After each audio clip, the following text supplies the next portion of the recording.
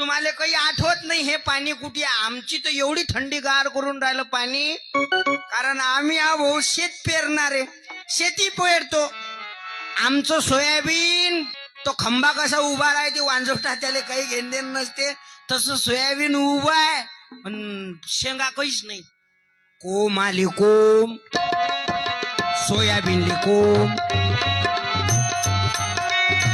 कोम आली कोम, सोयाबीनले कोम.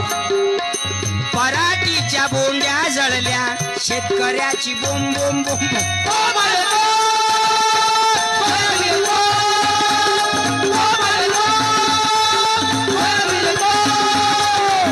पराठीच्या बोंड्या जळल्या, शेतकऱ्याची बोंब बोंब बोंब. कोम आली कोम, सोयाबीनले कोम, कोम आली कोम.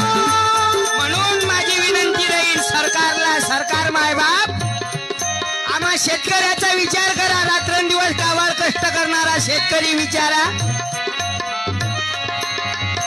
जो रात्रंदिवस काबाड कष्ट करते, अंगावर ऊन घेते आणि तुम्हाला सावली देते असा शेतकरी, त्या शेतकऱ्याचं कर्ज माफ करा आणि ओला दुष्काळ जाहीर करा बाबा.